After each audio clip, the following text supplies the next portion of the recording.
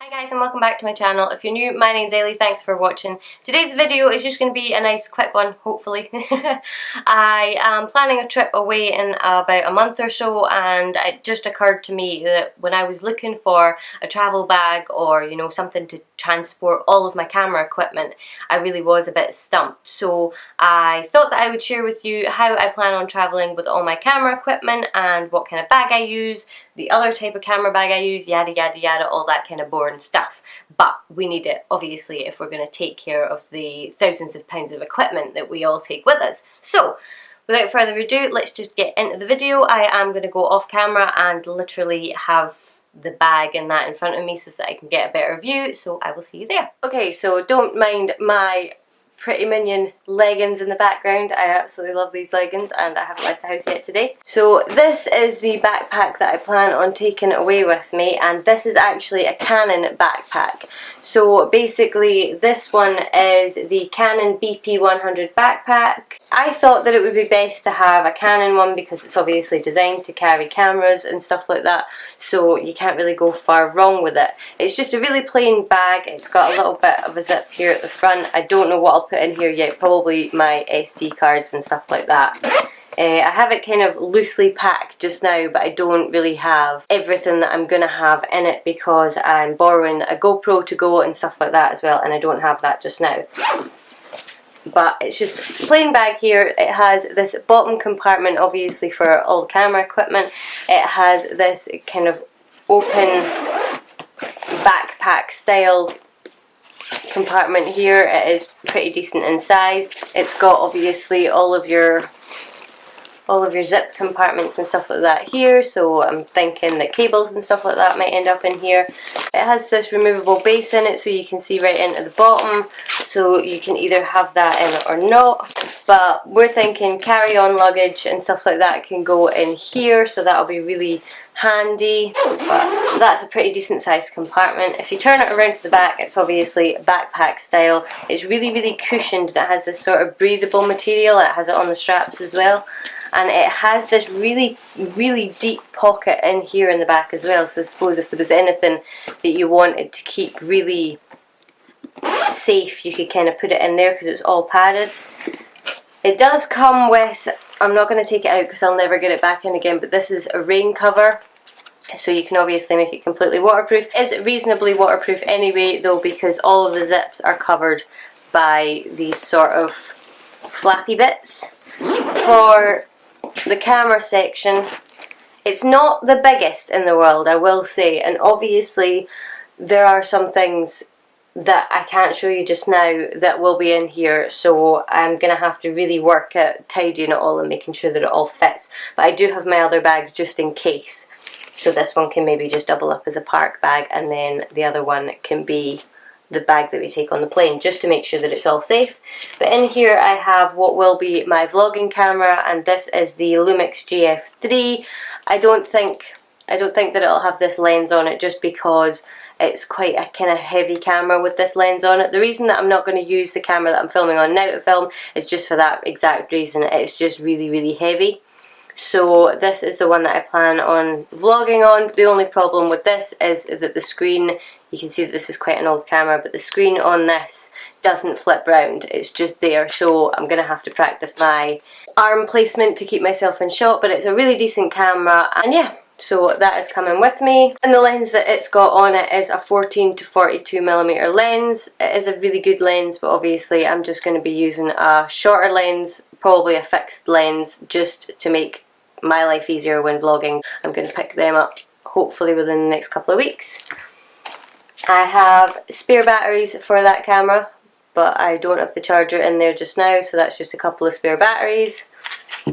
I'm waiting on spare batteries arriving for the camera that I'm using just now.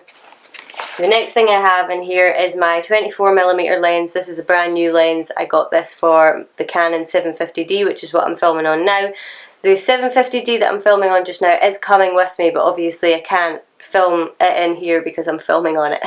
So it's coming with me, and it is currently fitted with an 18 to 55mm lens. It's good, but it's just a little bit heavy at times, so I got this one as well. This one is actually fitted with an ultraviolet filter. This fits on either this lens or the lens that's on the Lumix. I've just stuck it on this one for now just because it's smaller and it'll keep it relatively safe. So that is that lens. I haven't really played with this lens much yet, but I've seen really good reviews on it, so I might give it a go in the next few days just to get some test shots and stuff like that with it. Next thing I have in here is my hard drive. This is just a new wee hard drive. It's either 1 or 2 terabytes, I can't remember, but I got this from Argos, and it literally is just because I don't have a laptop that I can take with me on holiday, so I won't be able to like edit or anything like that while I'm out there, and obviously I only have so many SD cards, so everything will get transferred onto this and taken home with me, and then I can edit everything when I get home.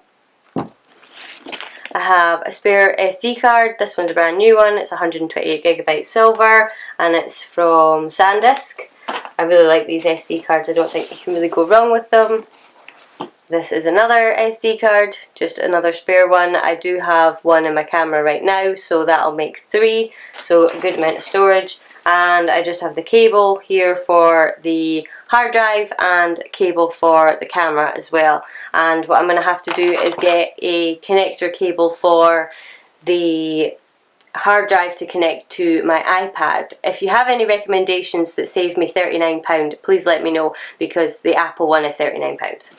So that is the bag empty there. I always keep these little sort of silica things inside stuff like this because it'll stop any moisture and stuff like that. The other little thing I have, and I do have an accessory kit on its way which has loads of different sort of camera accessories, but I just have this little tripod here. It's all bent out shape just now because I was playing with it the other day, but it just is like the teeniest little tripod. One of these ones that basically you can bend into shape and you can use it as a handle for holding your camera and stuff like that, so that'll be coming with me. And I think that's it. So I haven't figured out exactly how I'm going to pack this bag yet, because obviously I want to make sure that everything is really safe and secure and stuff like that. And obviously I've got my charger to go in for the Canon 750D as well. This is quite a bulky charger, so I think this one's going to take up quite a lot of room, which is a bit of a shame. I might actually get a smaller cable for it because it's just a bit excessive.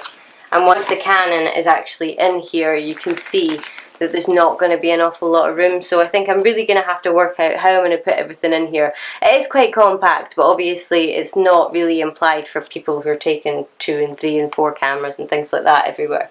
I will have the GoPro to go in there as well, but the GoPro is so small that it doesn't really make too much difference. That is it for the Canon BP100. I think it's a really good kind of starter bag for if you're needing to take camera equipment anywhere with you. It's also got 2 little straps, kind of like your general rucksack on the bottom here, so if you did need to take a tripod with you, then you could stick the tripod in the bottom. I don't think I'm going to bother, just because I'll have my little mini tripod and I don't really want to add extra weight for the plane and stuff like that. So this is my other little camera bag. This is the one that I use every single day if I'm taking my camera anywhere.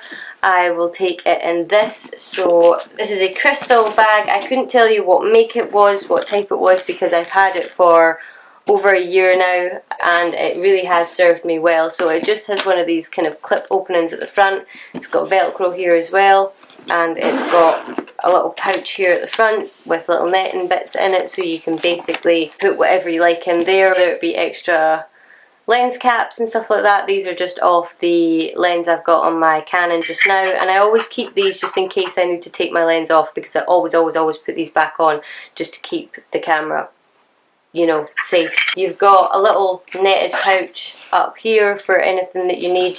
You've got obviously got a really good carry strap up here, as well as your handle on the top. Little compartments on either side of this one, and then I always put this back in on top. I don't know if that you really need it, but it's just a kind of cushion just to keep everything secure inside. And then inside this bag you've got 2 compartments technically. Both of these sticky Velcro-y pads are removable, so you can have just like one big open space, but what I like to do is I like to have it sectioned off in the middle so that I can have my Canon in here, and then if I need to put the Lumix in, I can put it in on this side. But then with this little diddy one, I can section off the side, and then you've got like a tiny wee compartment in here, and that's normally where I keep my batteries and stuff like that. So you can kind of adjust these around and make lots of different sizes compartments and stuff like that. So I think that this is a really, really good bag. As I say, I am planning to use it as a travel bag. It is a travel bag, but I'm not planning to use it because I needed a backpack for every day on holiday anyway. So these are my two best options though. So if you want something that can double up as sort of a backpack, I really like the Canon bag. And for just general, if you're just taking your cameras and stuff like that with you, and you're not taking a whole heap of lenses and a whole heap of other equipment like hard drives and stuff like that, then this is a really good option. So yeah, I think that is it. I'll try and get all the information on both of these prices and such and put it in the bottom bar for you. I really hope this video was kind of somewhat helpful, and if you were looking for a bag to kind of take your camera equipment with you, I hope this one told you a little bit about both of these bags and the kind of benefits of each of them. If you have any recommendations of any other kind of backpack style or just the carry bag style camera bags, leave them in the comments below, because I found it quite difficult trying to find a decent bag when I was looking at it. It took me forever to find really good quality bags that were kind of going to suit my needs and stuff like that. So if you have any recommendations for anyone else, leave them in the comments below, and I think that's it. So thank you guys so much for watching. If you enjoyed this video, don't forget to give it a thumbs up and subscribe. I do have a giveaway coming on Friday, and I'll let you wait and see what that is. But I post videos every Wednesday and Friday, so hopefully I will see you guys soon. Bye!